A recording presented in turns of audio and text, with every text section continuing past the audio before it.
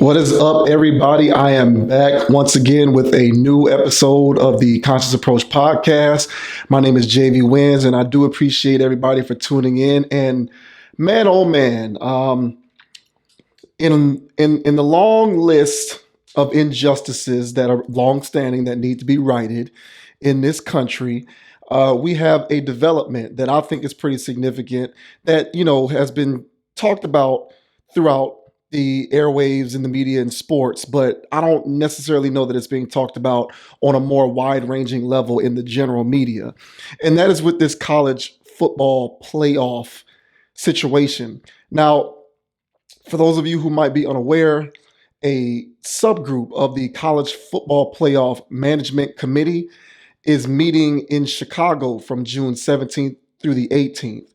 And on the itinerary for that meeting, they will be discussing possibly expanding the college football playoff from 4 to 12 teams. Now, that's a very significant leap. You're talking about triple the amount of teams, triple the amount of exposure for the programs who would otherwise be left out if the college football playoff remained at just 4 teams. But this is a really big deal, man. If the college football playoff, if this subgroup meeting in Chicago on June 17th through the 18th, if they approve the proposed amendment to the playoff structure from 4 to 12 teams, then it moves up the chain and it is then proposed to the board of governors or the board of directors or something like that on June 22nd. That meeting takes place in Dallas, Texas. And if the board of directors approve of this expansion, we could be looking at a college football playoff with 12 teams instead of 4. Now, why this is significant is because if this takes place and these players aren't paid, it will expose this entire system for how corrupt and unjust it is, if it hasn't already done so. These kids need to be getting paid. I don't care what anybody says. College athletes, in particular, basketball and football playoffs, and in certain universities, baseball players, the revenue generating athletic programs at these universities, these players need to start getting paid. It is high time that they get paid.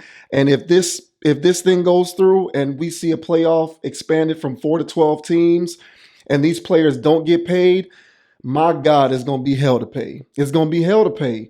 I'm going to be marching in the streets if this playoff gets expanded to 12 teams and these players don't start getting paid, because this is ridiculous. Now, there has been a long-standing debate as to the merit of paying college players. Now, because this particular story revolves around the college football playoff, let's just keep it within the context of college football. There's been a long-standing debate as to the merits of whether college football players need to be paid or not. You have people who are on, in my opinion, the right side of the argument, who are saying amateurism is actually not really amateurism. College football is a minor league farming system for the NFL, and it grosses a lot of revenue annually for various constituencies, whether it's the universities, the corporate sponsors, or the media and TV partners. Everybody is eating from this pie except for the labor force. And I ask you, in what capitalist society does a labor force contribute to billions of dollars in revenue, and that labor force sees no piece of that revenue pie? It doesn't make sense. It only happens in college sports, in particular basketball and football. And it's about time that this charade comes to an end, because it's really a charade and it's ridiculous. These players need to be getting paid. College football annually generates $4 billion in revenue. $4 billion. That's billion with a B. $4 billion in revenue. Again, in what economically capitalistic society does a labor force contribute to billions of dollars in revenue, but that labor force doesn't see a piece of that pie? It doesn't make sense. But see, the media and college football has done a very good job of using the shroud of amateurism to create a veil around the sport so as to create the perception that players are in their right place by not getting paid because they are amateurs.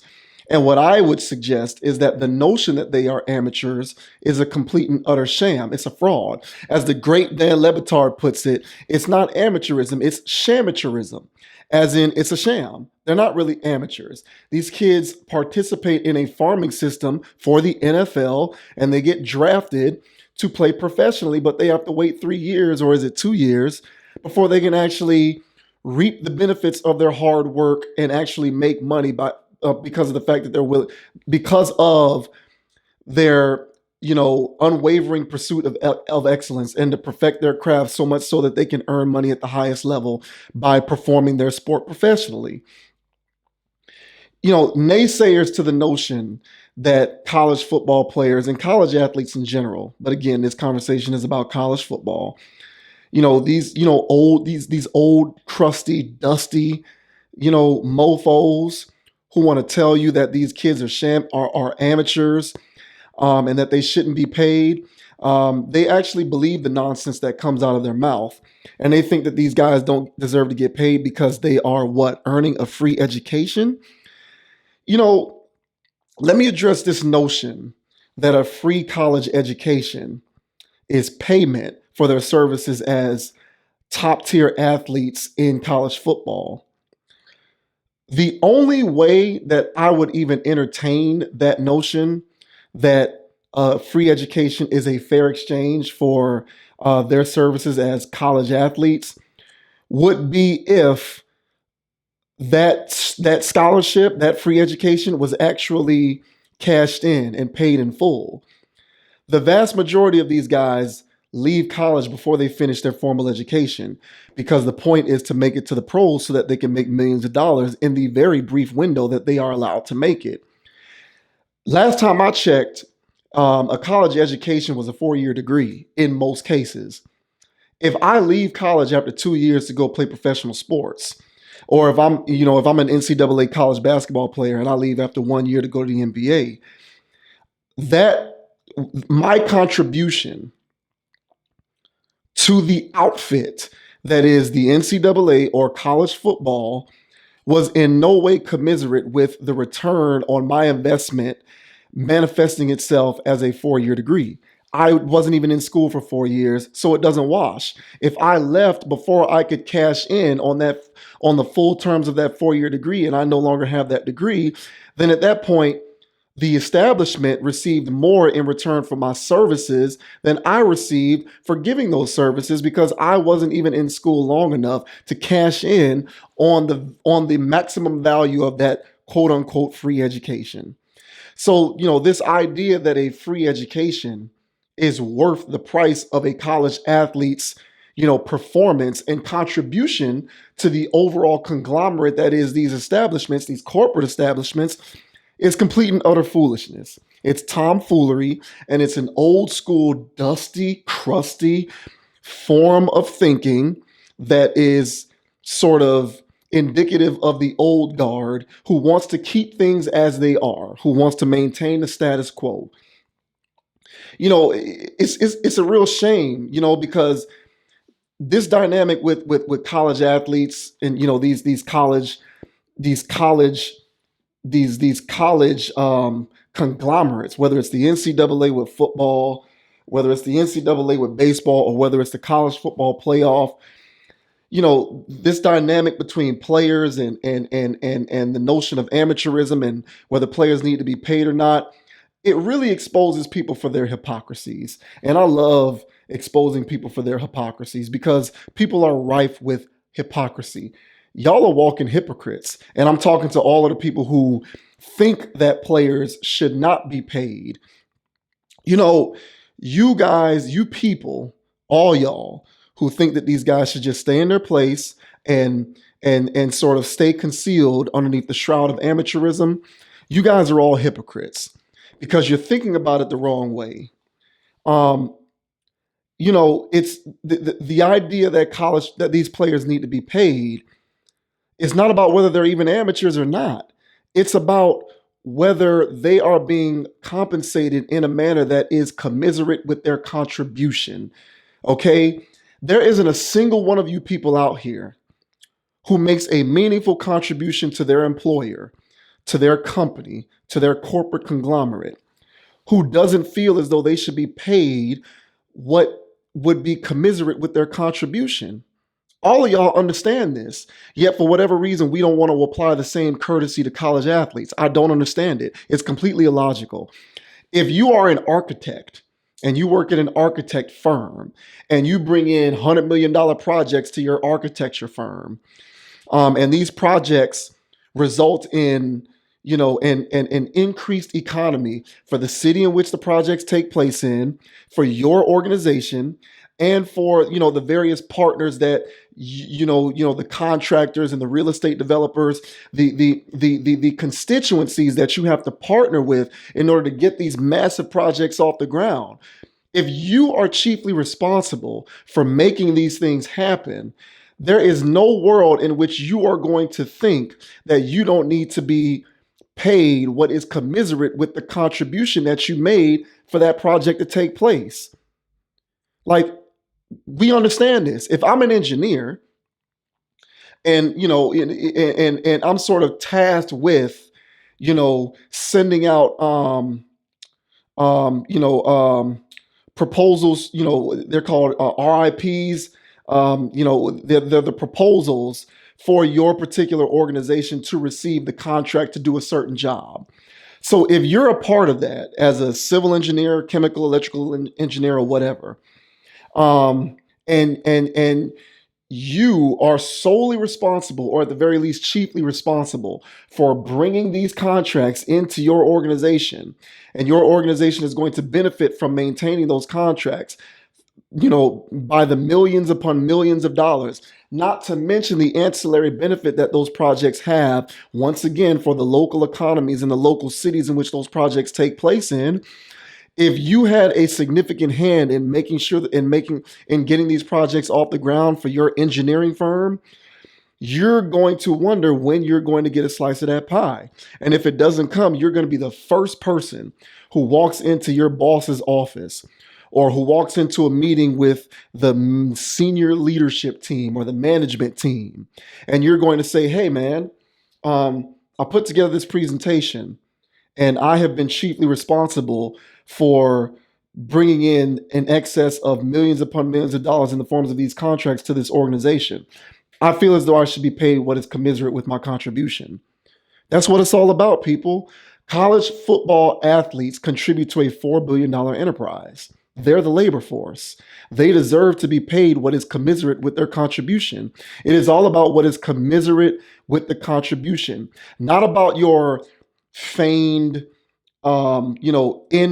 impractical perception of what amateurism entails. This is about what someone's contribution is and whether they are being compensated in a manner that is commensurate with that contribution. If I am a lawyer and I bring in a retainer to my law firm in the amounts of $500,000 annually, I am going to want to be paid what is commensurate with my contribution. In the real world, these rules apply, and we as supposedly mature adults understand this, but when it comes to college athletes, we want to turn a blind eye and make it seem like because they're in school, that somehow they are disqualified from the opportunity of being paid a part of a $4 billion pie. Why? Because they're young? Because they are quote unquote amateurs, even though they're not? What's the real reason for it? There's no logic behind it other than your bitter, jealous resentment towards the fact that you weren't afforded the same opportunities as these young men when they were your age.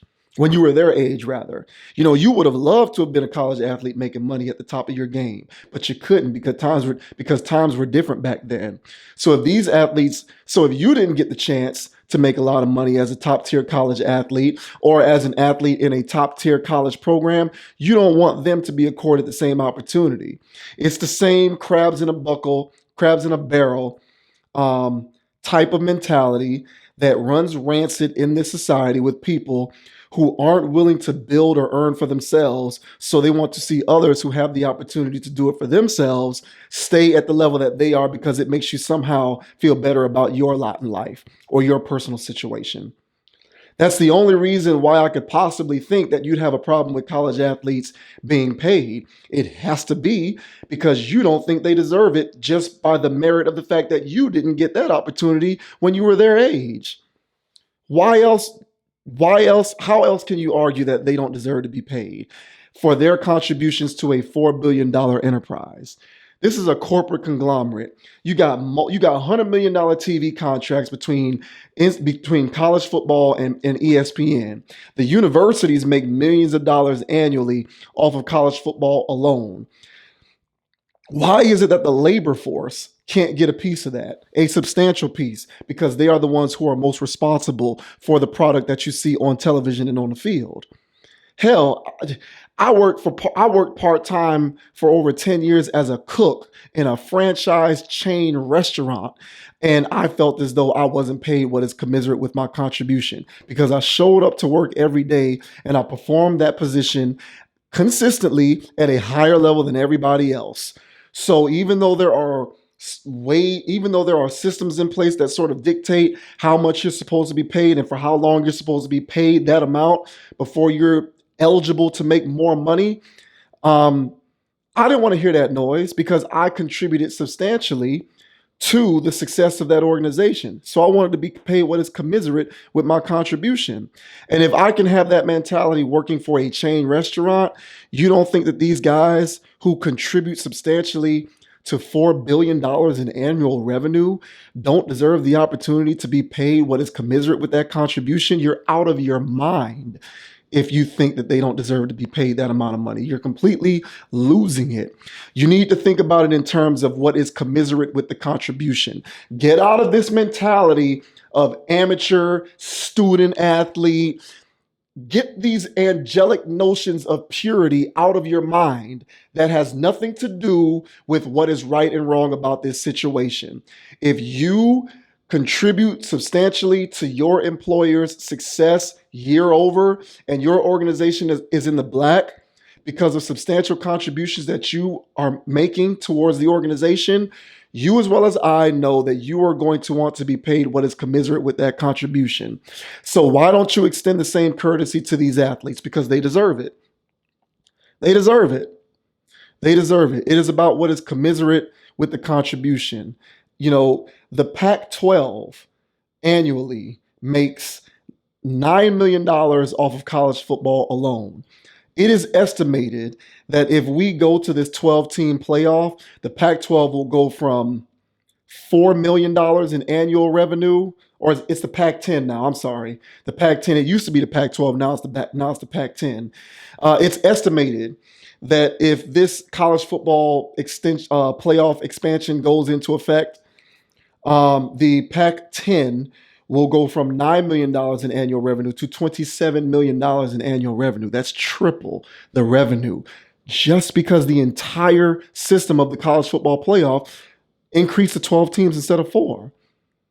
That cannot be understated. If I'm a top tier athlete at Stanford, at USC, at San Diego State, UCLA, yeah, I'm contributing mightily to the reason why we're able to make this happen. Pay me what is commensurate with my contribution in whatever form that may be. This needs to happen. So, and that's not to mention the social implications of this, which are a whole other conversation, right? Because, optically, 70% of the athletes in college football, as well as college basketball, are Black kids. So what essentially we're saying is, by saying these athletes don't need to be getting paid, we're saying that a huge crop of Black kids, 70% of the labor force in college football, don't deserve to get paid. And with everything that's going on, in my personal belief that the way that we cure some of these ills when it comes to these, racial inequities inherent in this country is through the pursuit of financial and economic freedom. This is a system that's sitting right there. And this is something that can be easily applied to at least stem the tide of some of these inequities by seeing to it that some of these athletes start their journey towards financial and economic freedom sooner than they have been able to do so otherwise. And why would we have a problem with that? Why would we? Unless we don't want to see more black and brown people gain strides towards securing economic and financial freedom. Now, I'm not going to speculate. That's a conversation for another video, but one has to think about these implications. It's inevitable. So, I hope that this expansion takes place. My belief is that it will, if for no other reason than the fact that there's just too much money to be made. If the Pac-10, and the Pac-10 isn't even is it Pac-12 or Pac-10? Whatever it is, that's not the point. That conference isn't even what the Big 10 or 12, whatever it is, and the SEC and the ACC with respect to football are. And if they can triple their annual revenue as a result of this expansion, imagine what these other Power Fives can do. This is a big deal. And I just wanted to lend some words to this because these players need to be getting paid. This wrong needs to be righted because it's an injustice that they haven't been getting paid up until this point. And I certainly hope that this thing goes into effect so that these kids can start their journey towards economic and financial freedom sooner than they would otherwise be allowed to. And yes, for me personally, I am invested in this from a bit of an emotional standpoint because when it comes to these sports that drive the vast majority of the revenue with respect to collegiate athletics in this country, the labor force is mostly black. It's mostly black. And so I want to see these guys start their journey towards economic and financial freedom sooner than they otherwise could because we don't know what the trickle-down effect could be. That should be a positive to everyone. So I just wanted to lend my voice to that real quick because I saw that come across the news and I was like, man, this is interesting.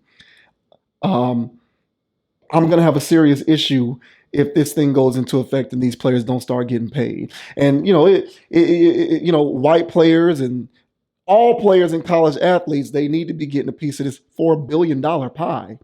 Billion with a B, man. Be real about it.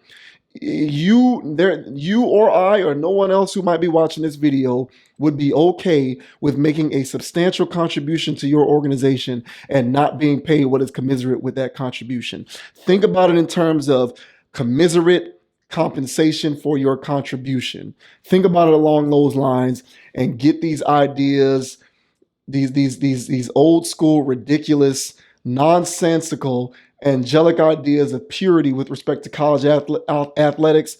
Get that out of your mind. These dudes have been getting paid under the table for years.